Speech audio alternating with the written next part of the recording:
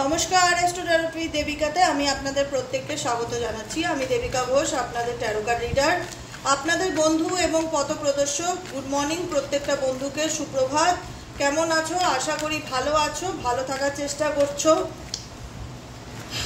চেষ্টা তো করতেই হবে বাবা, মানুষ হয়ে চলবে, লড়াই তো করতেই হবে। বেঁচে থাকতে গেলে লড়াই করতেই হবে। লড়াই করাটাই হচ্ছে ন্যাচারাল ব্যাপার, আনন্যাচারাল কিছু না, ঠিক আছে? প্রত্যেকটা মানুষ, পর্দার বাইরে যাকে দেখছো সেও লড়ছে, পর্দার ভেতরে যাকে দেখছো সেও লড়ছে, আমিও লড়ছি, তোমরাও লড়ছো, প্রত্যেকেই লড়ছি, আমরা প্রত্যেকেই লড়ছি। বাইরের থেকে দেখলে কাউকে বোঝা যায় না কার লড়াই কতটুকু, কিন্তু প্রত্যেকটা ব্যক্তি তার ব্যক্তিগত জীবন দিয়ে জানে তার জীবনটা কতটা কঠিন। কোনো কিছুই সহজ আর ইজি গোয়িং নয়, যে চাইলাম পেলাম হলাম হয়ে গেল। যে কোনো কিছু পেতে গেলে তার জন্য যে কতটা পরিশ্রম করতে হয়, কতটা হার্ডওয়ার্কিং করতে হয়, কতটা লড়তে হয়, ইভেনচুয়ালি ভালো থাকতে গেলে যে কতটা লড়তে হয় সেটা আমি ভাষায় বলে বলে বলে বোঝাতে পারবো না। কারণ আমি সেই তোমাদের মতনই একজন সাধারণ মানুষ, যে কিনা প্রতিটা মুহূর্তে কত বছর ধরে যে লড়ছি তার কোনো হিসাব নেই, এবং লড়ে যাব। আমি মনে করি আমি যতক্ষণ আমার এই নিঃশ্বাস চলবে, যে কদিন আমি বেঁচে থাকবো, আমি লড়ে যাব, আমি হাল ছাড়বো না। হাল ছাড়নে ভালো পাবলিক নাই, আনন্দের সাথে ঈশ্বরের নাম জপ করতে করতে করতে করতে বাকি জীবনটা কাটিয়ে দেব। সবটুকু তো ভগবানের চরণেই সমর্পণ করে দিয়েছি। তিনি যা বুঝবে, যা ভালো বুঝবে তাই করবে। গোয়িং উইথ দ্য ফ্লো, সিচুয়েশনের সাথে চলতে থাকবো। উপরওয়ালা যেদিকে নিয়ে যাবে সেদিকে যাব, যেদিকে রাস্তা দেখাবে আমাকে সেটাই করব। এটাই আমি মনে করি, এবং আমার প্রত্যেকটা বন্ধুদের জন্য সেটাই বলবো। কর্ম করে যাও। কে কি তোমার সাথে খারাপ করেছে সেটা তার নেচার বা তার চরিত্র। কারুর ক্ষতি করা আমাদের কাজ না। আমাদের কাজ এটাই হবে যেন আমাদের দ্বারা পাঁচটা মানুষের ভালো হয়, খারাপ যেন একদমই না হয়। আমি আমার নিজের হাত নোংরা করতে চাই না, বা আমরা মনে করি আমাদের হাত আমি বন্ধ করতে চাই না। কারণ তোমরা অনেকেই বলবে, তাহলে দিদি যে ক্ষতি করছে তাকে ছেড়ে দেবো। ছেড়ে দেবে কেন? ছাড়ছো তো কিছুতেই না। যে তোমার ক্ষতি করছে তার জন্য তো তোমার ভেতর থেকে তো একটা কষ্ট বেরোচ্ছে, চোখের জল তো বেরোচ্ছে। আলটিমেটলি সেসব মানুষদের ভালো হয়? কারুর ঘর ভেঙে, কারুর সংসার ভেঙে, কারুর জীবন নষ্ট করে, কাউকে ইনডাইরেক্টলি মেরে কারুর কি কোনোদিন ভালো হয়? আজকে মনে হবে সে তো ভালো আছে, আজকের দিনটা তার ফিউচার নয়। দেখতে থাকো কি হয়, ঠিক আছে? চলো দেখে নেওয়া যাক ডিভাইন তোমাকে কি গাইডেন্স দিতে চায় তোমার পার্সনের current feelings at present right নাও। তুমি যে এই মুহূর্তে এখন দাঁড়িয়ে যে মানুষটার কথা চিন্তা ভাবনা করছো 19শে মে, সেই মানুষটার বর্তমান অনুভূতি, current feelings at present right নাও, তার মন মস্তিষ্কে কি চলছে। Please divine angel, divine universe help করবেন এবং গাইড করবেন আমার প্রত্যেকটা বন্ধুদের, যারা এই মুহূর্তে দাঁড়িয়ে আমার রিডিংটি দেখছে। তার পার্সনের বর্তমান অনুভূতি, current feelings at present right now, সেই মানুষটার মন মস্তিষ্কে কি চলছে। Please divine angel, divine universe help করুন ও গাইড করুন।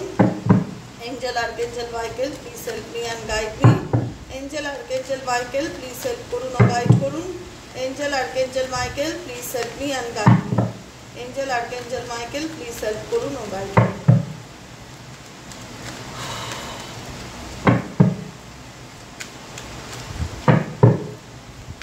চলো ডান। তার আগে বলবো ঝটপট করে লাইক করো, কমেন্ট সেকশনে নিজেদের মতামত জানাতে ভুলবে না। চ্যানেলটিতে যারা আজকে নতুন এসেছো, ফার্স্ট টাইম, যদি ভালো লেগে থাকে মন থেকে বাই হার্ট দিদিকে একটু ভালোবেসে সাবস্ক্রাইব করে দিও, নিচে দেওয়া রেড কালারের বেল আইকনটিকে প্রেস করে, যাতে আমি যখনই ভিডিও আপলোড করি না কেন নোটিফিকেশনটি যেন সরাসরি তোমার মোবাইলে পৌঁছে যায়। চলো দেখে নেওয়া যাক এই মুহূর্তে তোমার পার্সনের কারেন্ট অনুভূতি কি। প্রথমেই দেখতে পাচ্ছি 6 অফ কাপসের এনার্জি। 6 অফ কাপস কি দেখতে পাচ্ছ ছবিটাতে, যেখানে একটা ছেলে মাথা নিচু করে একটা মেয়েকে কোনো কিছু উপহার দিচ্ছে। এবার এই 6 অফ কাপস ইন্ডিকেট করে হচ্ছে নস্টালজিয়াকে, যে অতীতের কিছু ঘটনা। কারণ এটা ভালোবাসার সম্পর্ক, এটা লাভ রিলেশনশিপ, রিগার্ডিং রিলেশন, এবং এটা ট্রু লাভ কানেকশন। আমি শুরুতেই বললাম আমি কোনো বাকি কার্ড রিডিং করিনি। আমি একটা কথাই বলবো, যারা এই মুহূর্তে দাঁড়িয়ে রিডিংটা দেখছো, তোমার ভালোবাসার মানুষের সাথে দুতরফা, মানে এমন না যে আমি একা চেয়েছি বলে শুধু সম্পর্কটা চলেছে। যে কদিনই তোমাদের সম্পর্ক ভালো থাক না কেন, দুজনই দুজনের সাথে সেই একটা হয় না যে আন্ডারস্ট্যান্ডিংটা ছিল, দুজনই দুজনকে মন থেকে মেনেছো, দুজনই দুজনকে নিয়ে ভেবেছো, দুজনই দুজনের সাথে লাভ শেয়ার করেছো, ভালো মন্দ কথা শেয়ার করেছো, বা হতে পারে তোমাদের এটা অনেক পুরনো সম্পর্ক, পুরনো বন্ধুত্ব, সেটা তোমাদের রিলেশনশিপ বা ম্যারেজে পরিণত হয়েছে। ডেথ কার্ড, আজকে সিচুয়েশন এমন একটা জায়গায় এসছে, সেই বন্ধুত্বটাতে কোথাও না কোথাও যেন একটা দূরত্বর জায়গা বা বিচ্ছেদের জায়গায় এসে দাঁড়িয়েছে, যেখানে মনে হয়েছে যে আমার পার্টনার, আমার ভালোবাসার মানুষ আমাকে ব্ল্যাক ফ্ল্যাগ দেখিয়ে দিয়েছে। এখানে দেখতে পাচ্ছ কালো রঙের একটা ফ্ল্যাগ, সে ফ্ল্যাগ দেখিয়ে দিয়েছে যে আমি এই রিলেশনশিপটা কোথাও না কোথাও আর এরকমভাবে কন্টিনিউ করতে চাই না বা করতে পারবো না। কারণ এই সম্পর্কে শুধুই মাত্র ভুল বোঝাবুঝি, শুধুই মাত্র মিসআন্ডারস্ট্যান্ডিং, শুধুই মাত্র ইলিউশন, এখানে কেউ কাউকে বোঝবার মতন আর নেই। আজকের যে রিলেশনশিপের রিডিংটি দেখছো সেটা তোমাদের ডেফিনেটলি লাভ ম্যারেজ করে বিয়ে হয়েছে, এখানে অনেকেই আছো, বা প্রেম ভালোবাসার বন্ধুত্ব বা অনেক দিনকার পুরনো প্রেম। একটা হয় না যে সেই পার্সন দিদি আমার জন্য কতটা কেয়ার করতো, আমাকে নিজে এসে প্রপোজ করেছে যে আমি তোমার সাথে রিলেশনশিপটা এগোতে চাই, সে আমার বাড়িতে এসে আমার বিয়ের কথা বলেছে, আমিও সেটাকে অ্যাকসেপ্ট করেছি, সে নিজে ইন্টারেস্টেড, সে দেখিয়েছে যে সে আমার প্রতি আগ্রহ। আজকে বর্তমান সিচুয়েশন কি? কারণ সেই মানুষটা যে নিজের থেকে এসে আমাকে বলেছে আমি তোমায় ভালোবাসি বা তোমাকে কোনো কিছুর অভাব আমি হতে দেব না, সেই মানুষটার সাথে আজকে আমার সম্পর্কটা এমন একটা জায়গায় এসে দাঁড়িয়ে গেছে যেখানে মনে হচ্ছে যে আদৌ কি আর কোনোদিন কিছু ঠিক হবে দিদি? আদৌ কি এই ভুল বোঝাবুঝি, এই দূরত্ব কোনোদিনও কি আমাদের মধ্যে মিটবে? কারণ এই রিলেশনশিপটা এমন একটা সিচুয়েশন এসে দাঁড়িয়েছে যেখানে দাঁড়িয়ে তুমি ফিল করতে পারো যে সম্পর্কটা আর আগের মতন নেই, সম্পর্কটার আগের মতন নেই, সম্পর্কটা কোথাও না কোথাও এন্ডিং হয়ে গেছে বা তোমাদের মধ্যে অনেক দূরত্ব চলে এসছে। এবং সেই দূরত্বতে এতটাই নেগেটিভিটি, সেই দূরত্বে এতটাই নেগেটিভিটি, আমার ফিল হয় যে আদৌ কি আমরা একে অপরকে কোনোদিনও সেই জায়গাটা দিতে পারবো বা আর কোনোদিনও কি সেইভাবে মিশতে পারবো না, মানুষটাকে আর কোনোদিনও সেইভাবে বিশ্বাস করতে পারবো না, সে আমাকে বুঝবে। কারণ আমাদের সম্পর্কের যে একটা ওয়েদার, যে এনভায়রনমেন্ট দিদি, সেই এনভায়রনমেন্টটাই খুব টক্সিক, যেখানে শুধুমাত্র দোষারোপ, ভুল বোঝাবুঝি, ব্লেম এনার্জি, ঝগড়া ঝামেলা, নেগেটিভিটি, অশান্তি ছাড়া কিচ্ছু নেই। মুন কাট, চন্দ্র মুন ডাউন হয়ে রয়েছে, দেখতে পাচ্ছ এখানে একটা কুকুর এবং একটা শিয়াল চিৎকার করছে এবং এই চন্দ্রের চোখ দিয়ে জল পড়ছে, এটা ড্রপস, এটা রেইন ড্রপসের মতন। মানে কোথাও না কোথাও সেই চন্দ্র আপসেট, তার মন খারাপ এই রিলেশনশিপে। কারণ এখানে অযথাই ঝগড়া ঝামেলা হয়, মানসিক অস্থিরতা, মন চঞ্চল, মন উদাস, হতাশ, নেগেটিভিটি এতটাই বেশি। বিকজ কেন হচ্ছে? কারণ দেখো এই সম্পর্কটা এমন একটা সম্পর্ক যেটা স্টেবিলিটির উপরে ইন্ডিকেট করে, 4 of Wands এর এনার্জি, যেখানে তুমি জানতে এই ব্যক্তির সাথে মেবি তোমার ফিউচারে বিয়ে হবে, এ তোমার উড বি হাজব্যান্ড হবে বা উড বি ওয়াইফ হবে, বা তোমাকে সে কমিট করেছে যে আমি তোমাকে বিয়ে করতে চাই, সে নিজে যেচে এসে বলেছে। ইভেনচুয়ালি অনেকের ক্ষেত্রে এই সম্পর্কটা ম্যারেজে পরিণত হয়েছে, কারণ এই সম্পর্কটা শুরুটা খুব ভালোভাবেই হয়েছিল, বিগিনিংটা খুব ভালো করেই হয়েছিল, কিন্তু এমন কি সিচুয়েশন আসলো যেখানে আজকে দাঁড়িয়ে সম্পর্কটা ভাঙতে চায় বা যেখানে দাঁড়িয়ে আজকে এই সম্পর্কে এতটাই নেগেটিভিটি কেন? কারণ এই সম্পর্কটা তো একটা সুন্দর স্বপ্ন, সুন্দর করে সাজানো, সেই স্বপ্নটা আমার একার নয়, আমার পার্টনারও সাজিয়েছে আমার সাথে, যেখানে দাঁড়িয়ে আমি জানি যে এই মানুষটার সাথে আমার ম্যারেজ হবে, আমি নিশ্চিত যে আমার ম্যারেজ পার্টনার, বা প্রপোজালও করেছে, সে তোমাকে ম্যারেজও করেছে, তার সাথে সেই ব্যক্তির সাথে তোমার স্টেবিলিটি বা কমিটমেন্ট হয়েছে, ম্যারেজও হয়েছে, সব কিছু ঠিকঠাক এগিয়েছে। তারপরে কেন এই সম্পর্কে বলতে পারো আমি আপসেট? কারণটা কি, রিজনটা কি? কারণ তুমি যতটা পজিটিভিটির সাথে এই রিলেশনশিপটাকে অ্যাকসেপ্ট করেছিলে, আজকে তুমি এই সম্পর্কটা নিয়ে ততটাই ডিপ্রেসড, ততটাই আপসেট। তোমার সবসময় মনের মধ্যে এটাই মনে হয় যে মানুষটাকে আমি এতটা ভালোবাসলাম, তার ভালোবাসাটাকে এত যত্ন করে হৃদয়ে অ্যাকসেপ্ট করলাম, সেই মানুষটা আজকে আমার লাইফে নেই। আমার লাইফে তো অনেক কিছুই আছে, ফ্যামিলি আছে, মা বাবা আছে, ভালো চাকরি আছে, সবই আছে, কিন্তু আমার মন কাঁদে আমার লাইফে যেটা নেই সেটার জন্য। আমি ভীষণ রকমভাবে মন খারাপ করি, হতাশ করি। আমি সবসময় হয়তো কাউকে শো করতে পারি না যে আমার মধ্যেও কষ্ট হচ্ছে, কিন্তু আমি কষ্ট পাই, আমি মনে করি তাকে, মিস করি তাকে। আমার জীবনে ঘটে যাওয়া ঘটনাগুলো এত সহজে ভুলিয়ে দেবার মতো নয় দিদি। চাইলেই যে আমি ভুলে যেতে পারবো সেটা নয়, কারণ এই মানুষটাকে নিয়ে আমি স্বপ্ন দেখেছিলাম বিয়ের, এই মানুষটাকে নিয়ে আমি স্বপ্ন দেখেছিলাম একদিন সংসার হবে, হ্যাপি ম্যারেড লাইফের। সেই স্বপ্নটা আজ আমার ভেঙে চুরমার হয়ে গেছে কিছু ভুল বোঝাবুঝি, ঝামেলা, অশান্তির কারণে। আজকে সেটা কোথাও আমি মন থেকে মেনে নিতে পারছি না। আমার মধ্যে এটাই কাজ করছে সবসময় যে আমার জীবন থেকে কি চলে গেল, কেন চলে গেল, কেনই বা সে আসলো, কেনই বা সে অফার করলো, কেনই বা সে আমাকে এত প্রতিশ্রুতি, এত ভালোবাসা দিয়ে আমার জীবন থেকে সে চলে গেল, কেন সে দেখালো I am not interested with you, কেন? আজকে সে হয়তো আমার জায়গাটা ফিল করতে পারছে না, কিন্তু আমি তো কষ্ট পাচ্ছি, আমি তো মন থেকে মেনে নিতে পারছি না যে এই জিনিসটা আমার লাইফে নেই।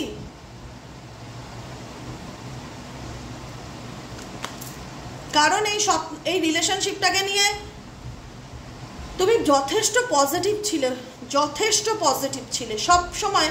তুমি এই সম্পর্কটাকে নিয়ে পজিটিভ ভাবতে, কোনো দিন তোমার মাথার মধ্যে ভুলবশত কোনো নেগেটিভ থট ক্রিয়েট হয়নি, কোনো দিন না। কারণ এই সম্পর্কের উপর তোমাদের একটা আলাদা আত্মবিশ্বাস কাজ করতো, কি যে না আমি মানুষটাকে নিয়ে ভালোবাসি। ইভেনচুয়ালি ফিউচার পরিকল্পনা করছিলে যে আপকামিং দিনে এরকমটা হতে পারে, এরকমটা করব, আমাদের একটা নিজেদের ফ্ল্যাট হবে, বা আমরা মানে একটা হয় না ফিউচার প্ল্যানিং করা, পেজ অফ পেন্টাকেলসের এনার্জি, ফিউচার প্ল্যানিং করছো, সেই মানুষটাকে নিয়ে স্বপ্ন দেখছো, ড্রিমস করছো, অনেক স্বপ্ন ছিল এই সম্পর্কের পিছনে না, তোমাদের অনেক স্বপ্ন ছিল, অনেক একটা হয় না, প্রত্যেকটা মানুষের জীবনে একটা স্বপ্ন থাকে গো।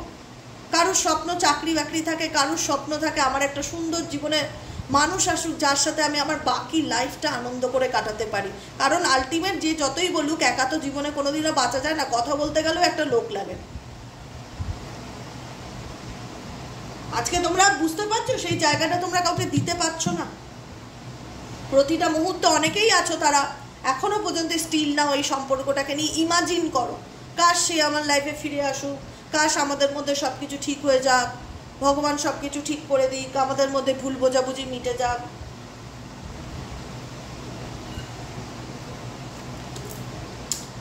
5, 6, 7, 8 নাম্বার 8, 8 দিনের মধ্যে কারোর দিক থেকে কোনো রকম কোনো কমিউনিকেশন আসবে কজনের আমাকে অবশ্যই জানাবে। কোনো মেসেজ, কোনো রকম কোনো কিছু সে আসুক বা তার ব্যাপারে কারোর কাছ থেকে কিছু শুনতে পেলে। নাম্বার 8, 8 থেকে 10 দিনের ভেতরে এই পার্সন রিলেটেড কোনো না কোনো কমিউনিকেশনের যোগ দেখাচ্ছে। নয় সে ডিরেক্ট ফোন করুক, সে কমিউনিকেশন কী হবে আই ডোন্ট নো, কিন্তু কোনো রকম কোনো মেসেজ, কোনো কিছু জানতে পারা, তার ব্যাপারে কিছু চোখে পড়া, কোনো ইনফরমেশন পাওয়া, কোনো বন্ধুর মাধ্যমে পাওয়া, কোনো সোশ্যাল মিডিয়ায় পাওয়া, কোনো কিছু আপকামিং 8 ডেজের ব্যাপারে, 8 ডেজের মধ্যে এই ব্যক্তির ব্যাপারে তুমি কিছু জানতে পারবে। বিকজ তুমি এই রিলেশনশিপে না নিজের জন্য কিছুই রাখোনি, তুমি এই সম্পর্কটাকে নিয়ে এতটাই পজিটিভ ছিলে যে নিজের জন্য কিছু রাখোনি, শুধুমাত্র এই সম্পর্কটা যেন তোমার নষ্ট না হয়ে যায় বা এই সম্পর্কটা বাঁচানোর জন্য তোমার দিক থেকে যতটা সম্ভব চেষ্টা, তুমি সবটুকু চেষ্টা উজাড় করে গেছো, সবটুকু সব রকমভাবে। যে যা বলেছে যে যা ওই ঠাকুর বাড়ি গেলে ওটা হবে, বা এই রেমেডিটা কর, বা ইউটিউবে শুনলে এই মন্ত্রটা চ্যান্টিং করলে তোমার পার্টনার ফিরে আসবে, এইটা হ্যানা ত্যানা, যা যেরকমভাবে হোক, যে any how and any cost এই মানুষটা যেন আমার লাইফে ফিরে আসে, আমাদের মধ্যে যেন ভুল বোঝাবুঝি দূর হয়, একে পাওয়ার জন্য যা করণীয় আমি আমার দিক থেকে সমস্ত রকম চেষ্টা করেছি, সমস্ত, মানে আর চেষ্টার কিছু বাকি নেই। এখন শুধু সময় হচ্ছে ওয়েটিং টাইম, যে আদৌ সে ফিরবে তো। এত চেষ্টা আমি সব রকম দিক থেকে করেছি, যে যা বলেছে সব মেনে চলেছি, সে ফিরবে তো আমার জীবনে। অনেকেই তোমরা ওয়েট করে আছো এই মানুষটার জীবনের জন্য। কেন ওয়েট করে আছো? কারণ তোমরা কোথাও না কোথাও যদি ফিজিক্যালিও বলো না দিদি আমি স্ট্রং, আমি মুভ অন করে গেছি, আমি অনেক বেশি প্র্যাকটিক্যাল, আমি সেলফ লাভ শিখে গেছি, ডেফিনেটলি, কিন্তু কোথাও না কোথাও মন একটা বার হলেও বলে যে আমি স্টাক, আমি কেন এই সম্পর্কটার থেকে চাইলেও বেরোতে পারছি না। আমি জানি এই সম্পর্কটা আমাকে মাসের পর মাস, বছরের পর বছর শুধু ওয়েটিং লিস্টেই রেখে দেয়, যে আদৌ সে ফিরবে কি না, কবে ফিরবে, ভবিষ্যৎ কি, কিছুই জানি না দিদি, কিন্তু তা সত্ত্বেও মন বলে বা তা সত্ত্বেও আমার সিচুয়েশন, আমি সব কিছু জানা সত্ত্বেও, তুমি এই মানুষটার ব্যাপারে সব জানো, সব কিছু জানা সত্ত্বেও যে দিদি কেন আমি একই জায়গায় দাঁড়িয়ে আছি, আমি এগোতে পারছি না, আমি কেন নিজেকে স্টাক ফিল করছি, কেন বুঝতে পারছি না যে কি করব বা কি করলেই পরিস্থিতি থেকে বেরিয়ে আসা যায়, সেই উত্তরটা জানো তো আমার কাছে নেই। এরকম অনেকের মনে এই মুহূর্তে চলছে। আমি সেটা বললাম, তোমাদের এনার্জিটা বললাম। যাদের সাথে রেজোনেট করেছে ক্লেম দিস এনার্জি, লাইক করবে, কমেন্টে মতামত জানাবে যে আমি যে কথাগুলো বলছি কতটুকু তোমাদের সাথে রেজোনেট করছে।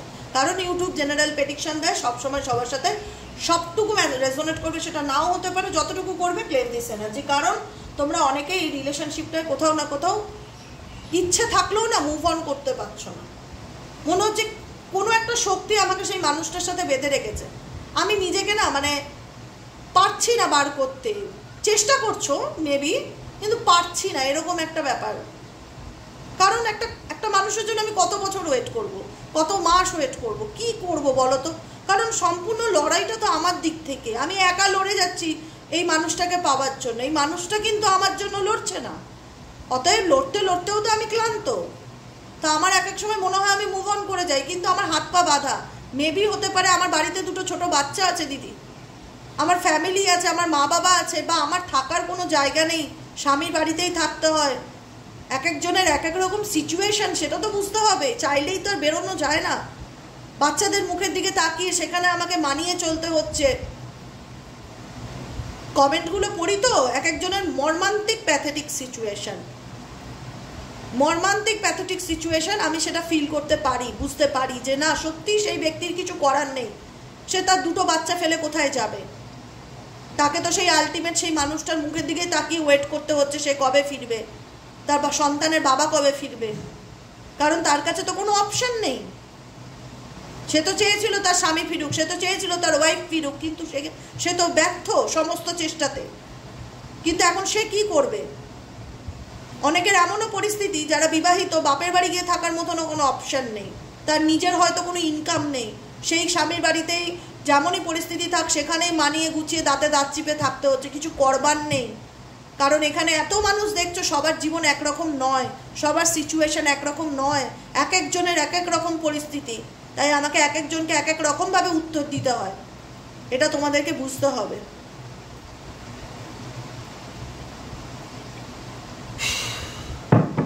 টেন অফ সোয়ার্ডস, তুমি জানো এই রিলেশনশিপটা এন্ডিং হয়ে গেছে। তুমি এই রিলেশনশিপে টোটালি মানসিকভাবে ফিজিক্যালিভাবে আহত, উন্ডেড, যেখানে দাঁড়িয়ে তোমার মনে হয়েছে যে তোমার জীবনটা শেষ, তোমার আর কিছু করবার নেই।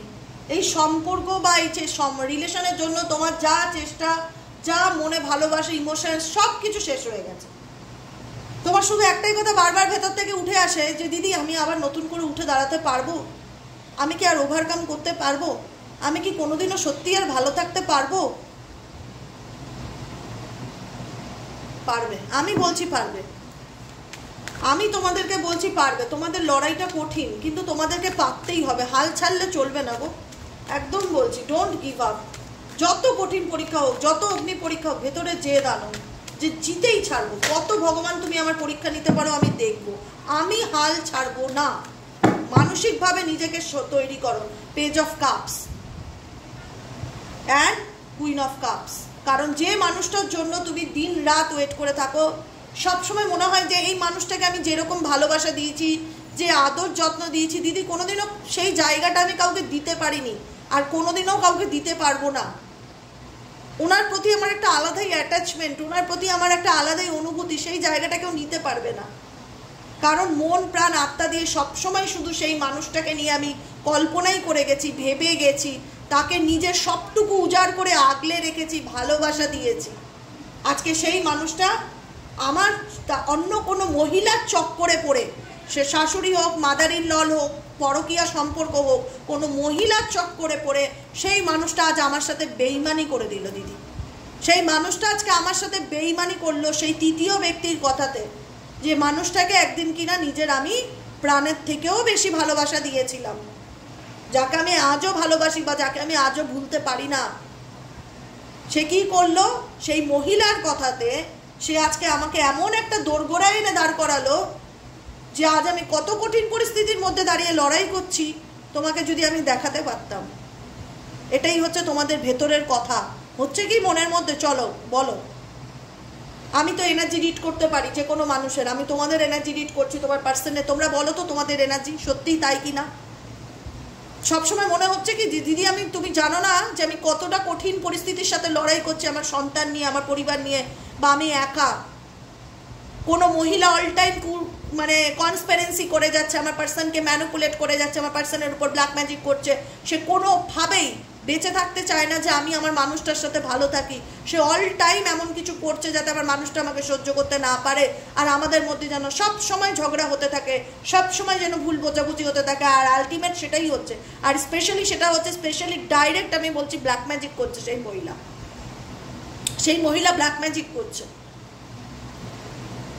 কারণ সে নিজেকে অনেক ক্ষমতাশালী, অনেক প্রভাবশালী মনে করে। আরে উপরে ভগবান আছে, ও নিজেকে ভগবান মনে করে। এটাই হচ্ছে সব থেকে বড় ভুল জীবনে। সব থেকে এই ব্যক্তির, এই মহিলার সব থেকে বড় ভুল XYZ, যে তোমাদের মধ্যে থেকে তোমাদের সম্পর্ককে নষ্ট করছে। সে নিজেকে ভগবান মনে করে। আরে উপরওয়ালা আছে রে বাবা, সব দেখছে। আমি কারো সুন্দর সাজানো একটা ঘর ভেঙে দেবো, আমার কি শাস্তি নেই? আমার কি তার ফিডব্যাক পেতে হবে না? অবশ্যই পেতে হবে। ঘাবড়িও না, আজকের দিনটা দিন নয়, এত নেচো না। আজকের দিনটা দিন নয়, তোমাকেও দেখতে হবে লোকের ঘর ভাঙার মূল্যটা কি। একটা বাবা একটা সন্তানের থেকে তার বাবাকে বা তার মাকে কেড়ে নেওয়ার মূল্যটা কি। একটা সাজানো গুছানো সংসারকে ভেঙে গুড়িয়ে দেওয়ার মূল্যটা কি। তোমাকে পেতে হবে। ভগবান আছে, উপরওয়ালা আছে, এবং উপরওয়ালা আছে বলেই আজকে তোমরা তোমাদের জীবনের না সঠিক আলোর দিশাটা খুঁজে পেয়েছো। যে অ্যাকচুয়ালি না কোথাও কিছু না কিছু তো একটা মিরাকেল চলছে, যেখানে ঈশ্বর আমাদেরকে বাঁচিয়ে রাখার চেষ্টা করছে প্রতিটা মুহূর্তে। প্রত্যেকটা মুহূর্তে তিনি আমাদের গাইড করছে, প্রত্যেকটা মুহূর্তে তিনি আমাদেরকে সাপোর্ট করছে। তিনি আমাদেরকে বলছে যে ভেঙে পড়ো না, কোনো শয়তানের কাছে হার মেনো না, লড়াই জারি রাখো। তিনি যতই নিজেকে ভগবান মনে করুক, ভগবানের উপরে কেউ নেই। ওনাকেই ভগবান তৈরি করে পৃথিবীতে পাঠিয়েছে। উনি মানুষরূপী অসুর, ওনার মধ্যে মায়া দয়া মমতা নেই। তো ওনাকে ধ্বংস করবে কে? স্বয়ং কৃষ্ণ। একটা কথা আছে না মহাভারতে, ইয়দা ইয়দা হি ধর্মস্য গ্লানি ভবত ভারত অভ্যুত্থানম অধর্মস্য তদা তানম সৃজামহম পরিত্রাণায় সাধূনাং বিনাশ্চায় চ দুষ্কৃতম ধর্ম সংস্পন্নতায় সম্ভবামি যুগে যুগে। মানে যতবারই ধর্মের হানি ঘটবে না কেন, ততবারই কোনো না কোনো রূপে ঈশ্বর এসে এই পৃথিবীতে সেই অধর্মের বিনাশ করবে। এটাই বাস্তব সত্য। এর বিরুদ্ধে কিচ্ছু হতে পারে না, এর বিপরীতে কিচ্ছু হতে পারে না। এই আজকে সে যতই আটকে রাখার চেষ্টা করুক তোমার পার্সনকে টুকটাক ব্ল্যাক ম্যাজিক করে, সে কোনো দিনও পারবে না। কারণ তোমার পার্সন তোমার প্রতি ফিজিক্যালি মেন্টালি অ্যাট্রাক্টেড, চাইলেই ভাঙা যায় না। হয়তো দূরত্ব করেছে, কোনো না কোনোভাবে বিচ্ছেদ করিয়েছে। আজকে সেপারেশন আছে, আজকে তোমাদের বাড়ির এনভায়রনমেন্টের পরিস্থিতি ভালো না। বাড়ির মধ্যে যেখানে থাকো হাজব্যান্ড ওয়াইফ, সবসময় একটা নেগেটিভিটি ফিল করো, কেউ কাউকে সহ্য করতে পারো না, কেউ কারোর সাথে কথা বলতে চাও না, সেই আনন্দটা নেই বাড়ির মধ্যে। এমন কিছু একটা কাজ করেছে। এগুলো সাময়িক, এই টুকটাক কালা জাদু না, এগুলো টেম্পোরারি, এগুলো কোনোদিন কারোর ভবিষ্যৎ হয় না। আমি আজকে বলে রাখলাম, এগুলো টেম্পোরারি। তুমি সাময়িক সুখী হতে পেরেছো। যদি ঈশ্বর চান আমি আমার মানুষটার সাথে ভালো থাকি, পৃথিবীর কোনো শক্তি তাকে আটকাতে পারে না। স্বয়ং শক্তি প্রদান করে স্বয়ং শ্রীকৃষ্ণ নারায়ণ। তুমি তো সাধারণ মানুষ, যে কিনা তুমি অসুররূপী মানুষ, যে কিনা নিজেকে ভগবান মনে করছো। কিছু তোমার 2-4টে কাজ হাসিল হয়ে গেছে বলে টুকটাক করে নিজেকে ক্ষমতাবান মনে করছো। হয়তো তোমার প্রচুর টাকা আছে তাই। ভগবান চাইলে না তোমাকে ধুলোতে মিশাতে 2 সেকেন্ডও টাইম নেবে না, 2 সেকেন্ডও টাইম নেবে না। যদি ঈশ্বর চান তোমাকে ধুলোয় মেশাতে না 2 সেকেন্ডও টাইম নেবে না। অতএব ঈশ্বরকে ভয় পাও। যে আমি কারোর ঘর ভেঙেছি, কাউকে মার্ডার করা আর কারোর ঘর ভাঙা সমান অপরাধ।